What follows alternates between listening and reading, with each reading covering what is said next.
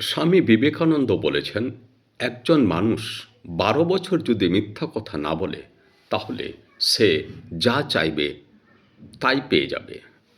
কেন বলছেন কথাটা যে যা চাইবে তাই পাবে? কারণ ১২ বছর মিথ্যা কথা না বলাটা সহজ কথা নয়। এই লেভেলে যে পৌঁছে গেছে সে সন্ন্যাসী হয়ে গেছে, সে মুক্ত পুরুষ, সে ঈশ্বর লাভ করে গেছে। তার কাছে আর ওই বাড়ি গাড়ি ব্যাংক ব্যালেন্স ফ্ল্যাট এইসব কোনো কাম্য বস্তু নয়। সে তখন আর এসব চাইবেই না, সে তখন নিজেকে চিনে গেছে। নিজেকে চিনে গেছে মানে তার চাওয়াটা সঠিক হবে। যে নিজেকে চেনে নেই তার চাওয়াটা সঠিক নয়।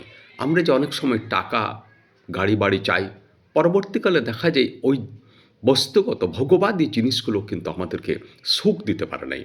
কারণ আমরা এই লেভেলে বাস করে আমরা সঠিক নিজেদিকে চিনি না। অর্থাৎ আমরা কিসে সন্তুষ্ট, কিসে আমাদের সুখ দিতে পারে এটা আমরা বুঝতে পারি না।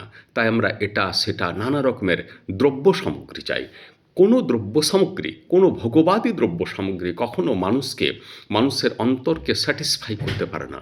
কারণ আমাদের মধ্যে যে আত্মশক্তি তা এই দ্রব্য সামগ্রীতে বা ভোগের মধ্যে সন্তুষ্ট হতে পারে না। তার এক মুক্ত পুরুষ হওয়ার, এক ঈশ্বরকে লাভ করার একটা গভীর বাসনা থাকে। সেই যে মুক্ত জীবন সেটাই হয়ে যায় ১২ বছর মিথ্যা কথা না বললে। নমস্কার।